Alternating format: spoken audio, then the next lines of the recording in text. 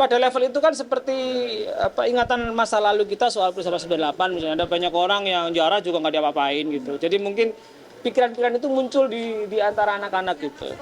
Spontanitas. Ya, karena sebenarnya runtutan Total darinya kejadian ini perkaranya itu dari kejadian rumah Ibu Sri Mulyani ya, mantan Menteri Keuangan kita. Jadi memang ada mereka itu hanya melihat dari euforia yang ada di media sosial.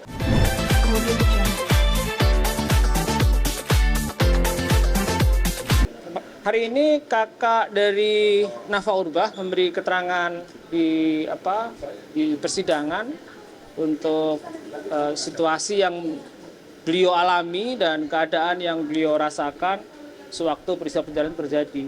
Dan diterangkan di persidangan kalau memang beliaunya tidak menyaksikan peristiwa, sedang ada di luar kota, tempatnya di Jawa Tengah, dan mendapatkan informasi soal peristiwa penjarahan dari tetangga, dari Bu RT, dari Satpam, dan seterusnya begitu. Jadi tidak banyak informasi yang bisa disampaikan terkait apa yang beliau saksikan ketika peristiwa penjarahan terjadi. Oke. Nah ini hari ini kan harusnya agenda kesaksian dari Bu Nafa sendiri ya Pak Ya. ya? Ini ada info kenapa tadi tidak hadir, karena dari keluarga juga tadi kita masih tidak bersedia memberikan keterangan nih Pak. Ya, informasi yang saya terima Bu Nafa sedang di luar kota. Dan ya mudah-mudahan sih jaksa masih menghadirkan beliau ya untuk memberi keterangan di persidangan dalam kesaksiannya beliau seperti apa. Karena saya pikir itu penting karena Bu Nafa Urbah bukan hanya artis, beliau adalah pejabat publik, anggota legislatif, dan ada semacam tanggung jawab politik dan moral untuk memberikan respon bagaimana sesungguhnya sikap Nafa Urbah sebagai politisi ini ya, bukan hanya sebagai artis terkait dengan apa yang beliau alami begitu. Kami sebagai advokat dari para pelaku telah menyampaikan permohonan maaf dan kami tahu ini LP-nya LP polisi ya, LPA, bukan LP-nya Bu Nafa, sehingga memang tidak mungkin didamaikan secara langsung begitu. Kecuali majelis hakim menyetujui atau dari awal penyidikan polisi menyetujui, itu beda lagi ceritanya. Ini kan memang inisiatif dari penegak hukum gitu. Nah, walaupun begitu kami berharap ada statement dari Bu Nafa atau keluarga begitu, kalau memang ada komitmen untuk memaafkan, karena itu juga disampaikan kepada saya sebagai advokat dari para pelaku, bahwa beliau telah memaafkan atas peristiwa ini, dan tapi bagaimana memutuskannya kan tentu kemudian proses di persidangan itu yang akan menentukan. Majelis hakim tentu menjadi pihak yang paling berwenang di dalam membereskan perkara ini. Di kesempatan ini juga saya bisa sampaikan agar majelis hakim juga melihat lebih dalam dari sisi kemanusiaan. Para pelaku itu bukan pelaku kriminal, bukan orang yang sebelumnya telah melakukan kriminal. Ada bapak anak satu, ada anak yang baru dewasa, umur 18 tahun, 19 tahun, ada yang ada tanggung jawab ke depan, masa depannya masih harus kita pastikan dia akan menjadi orang yang lebih baik. Ada yang punya tanggung jawab anak dan istri, yang karena malam hari itu ada situasi mendorong banyak orang untuk terlibat dalam aksi penjarahan Nafa, mereka kemudian terikut di sana begitu. Semua barang yang mereka ambil telah dikembalikan. Apa aja sih jenisnya Pak?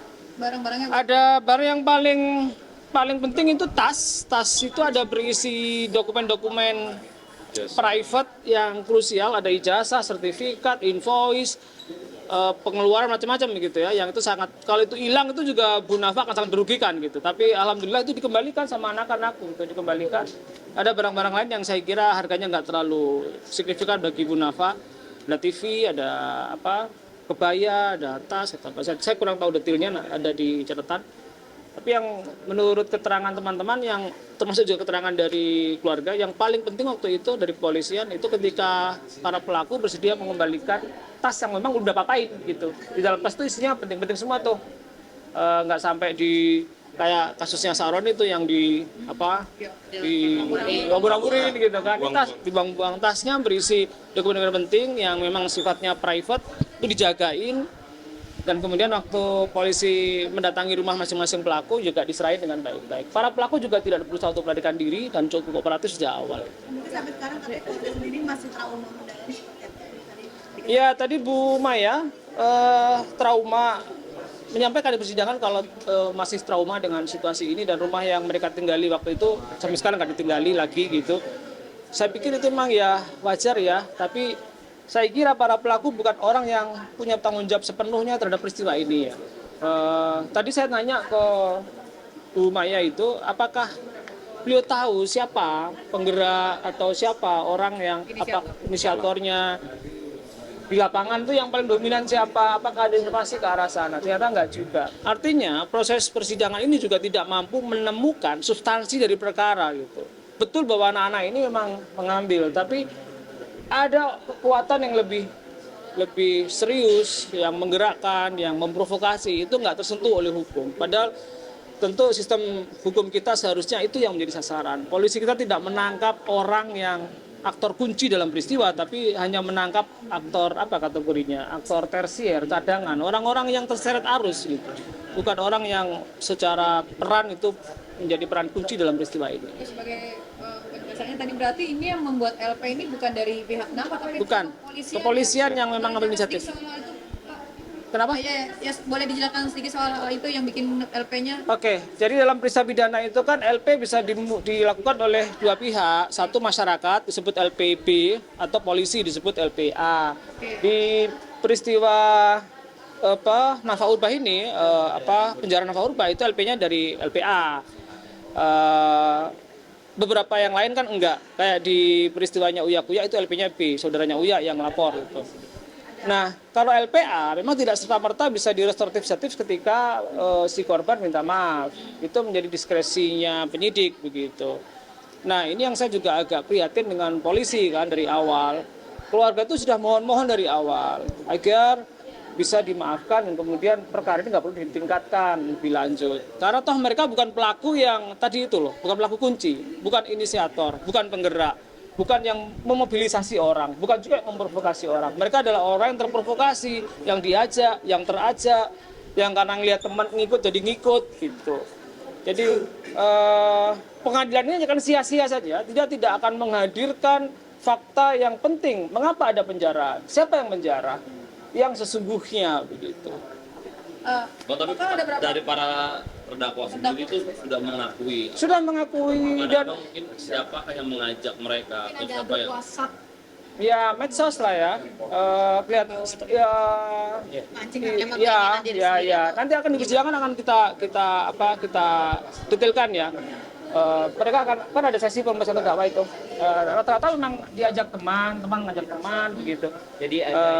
Jadi ada yang posisinya lagi ngopi, kemudian melihat di media sosial ini ada arah untuk ngajak penjarahan di rumah Ibu Nafa. Akhirnya ya terdakwa juga kan ada yang belasan tahun ya 19 tahun segala macam dengan kondisi psikologis yang masih labil, dan yang perlu digarisbawahi juga adalah kondisi psikologi masa pada saat itu yang betul-betul marah dan segala macam itu saya rasa perlu menjadi pertimbangan utama juga bahwa psikologi masa saat itu memang lagi chaos. Nah, remaja-remaja yang labil ini yang notabene cuma ngopi ini ada di dakwah, yang sebelumnya cuma ngopi kemudian di media sosial lewat TikTok dan segala macam ada ajakan dengan jiwa yang labil itu kemudian berangkat. Jadi ini tidak boleh diartikan sebagai kriminalitas profesional. Jadi ini sekedar jiwa yang labil lah, yang kemudian mungkin ini tidak ada niat untuk tapi sekedar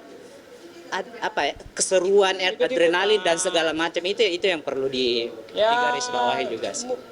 Pada level itu kan seperti ingatan masa lalu kita soal peristiwa 98 misalnya, ada banyak orang yang jara juga nggak diapa-apain gitu. Jadi mungkin pikiran-pikiran itu muncul di antara anak-anak gitu, spontanitas. Ya, karena sebenarnya runtutan darinya kejadian ini, perkaranya itu dari kejadian rumah Ibu Sri Mulyani ya, mantan Menteri Keuangan kita. Jadi memang ada mereka itu hanya melihat dari euforia yang ada di media sosial, akhirnya mereka ikut-ikutan, hanya datang ikut. Nah, sampai di situ pun mereka tidak menjarah barang-barang yang terkait yang terlalu penting gitu. Memang sudah terjadi penjarahan yang luar biasa. Mereka hanya melihat dan masuk. Nah, itu mengikuti euforianya atau mengikuti arusnya dari orang-orang yang sudah melakukan penjarahan di awal, baru mereka mengambil barang yang seadanya. Berarti total 9 tadi berapa? 8 orang terdakwa. Dengan latar belakangnya masyarakat biasa semua ya? Semuanya anak-anak biasa, ada yang sudah agak lumayan berumur 29. Si Robi Gunawan itu dia satpam security di satu toko. Bahkan ada yang masih di- bersekolah. Ada juga masih sekolah. Si Andika itu umur berapa dia? 24 atau 23, si apa itu 19 tahun baru lulus SMA. Tapi yang masih sekolah itu sudah dipulangkan Bang atau seperti apa? Belum. Yang siapa? Si Zakaria itu Safwan Yazid. Safwan Yazid. Sofwan Yazid itu kan saya info dari ibunya bahwa tahun depan sebenarnya dijadwalkan untuk ikut ujian nasional tingkat SMK gitu. Tapi ya karena ada perkara ini yang tadi saya bilang dengan kondisi jiwa yang labil terbawa itu ya harus terlibat dalam perkara ini. Bang Ali, overall Nafa sendiri udah pernah ketemu sama pelaku di Polda? Ngelihat ya, lihat. Lihat. Tapi kalau Bu Maya, Bu Nafa udah pernah informasinya Langsung udah pernah. di kepolisian udah pernah ditunjukkan begitu lah. Tapi ada pernyataan sudah memaafkan atau gimana? Langsung ke saya udah, ngomong ke saya sudah memaafkan mereka. Ya, tapi kan itu bukan lagi menjadi ruang yang menjadi kewenangan beliau secara ini ya, secara mutlak ya. Dan tadi Bu Maya di persidangan juga sempat menyampaikan bahwa secara pribadi beliau sudah memaafkan para terdakwa, tetapi tentu masih menyerahkan prosesnya kepada proses hukum yang sedang berjalan. Itu sih. Bang sedikit Bang Pemeriksaan. terkait mungkin terkait yang untuk anak di bawah umur ini Bang. Iya. Dibilang kayak gitu ya. Iya. Ini kan bukan kejahatan serius Iya. atau pembunuhan segala macam. Iya. Kenapa itu enggak dilepaskan atau dibebaskan Bang? Karena mungkin Iya, seharusnya dari awal dilepasin. Menurut saya seharusnya semua terdakwa itu dibebaskan dari awal karena semua barang telah dikembalikan dan kooperatif. Mereka juga nggak mendapat keuntungan dari aktivitas melanggar hukum ini secara finansial maupun non finansial begitu. Tidak ada hal yang mereka ambil lebih. Jadi mereka ngikut rame-rame ke rumahnya Nafa, ngambil sesuatu, disimpan sebentar, dikembalikan. Jadi Memang tidak kayak ada keuntungan Melihat apa ya? Iya. Karena masa sudah terlanjur banyak masuk ke dalam, jadi mereka itu hanya ikut-ikutan aja lah. Jadi Bukan kalau dalam dalam- sebenarnya. Dalam kejahatan ada namanya mens rea kan, niat jahat gitu loh. Niat jahat untuk mengambil keuntungan manfaat. Nah, anak-anak ini enggak gitu, enggak sampai di level itu. Cuma ya karena ada orang yang ramai, wah bisa nih kita gitu. Udah ikut terlibat terus. Ada yang malah FOMO-FOMOan kan ditampilin di medsos masing-masing gitu. Itu Ya mungkin karena mereka nggak tahu efeknya akan iya, Bahkan ada yang melakukan live streaming juga kan berarti artinya mereka tidak ada niatan jahat benar-benar akan menjarah rumah tersebut. Karena mereka hanya melihat masa yang banyak dan kita juga tidak mengetahui sampai saat ini siapa sih dalang yang memulai itu. Gitu kan. Memulai penjarahan segala macam. Akhirnya nih mereka ini termasuk orang-orang yang baru datang dan hanya ikut-ikutan saja. Gitu. Dan selanjutnya apa Bang? pemeriksaan Saksi penangkap saksi penangkap polisi kepolisian dari dari kepolisian. Hari Kamis besok, lusa. Yang terakhir para terdakwa dititipkan di mana? Di PN di Lapas Pemuda. Oh, Lapas Pemuda ya, Lapas Pemuda Tangerang. Ya harusnya sih. berarti tadi Abang masih mau berharap ini Nafa dihadirkan gitu. Iya. Kami berharap Nafa bisa dihadirkan lah. Biar bagaimanapun juga kan yang jadi posisi paling penting itu secara politik, moral, dirugikan dan seterusnya ya Nafa Urbah kan.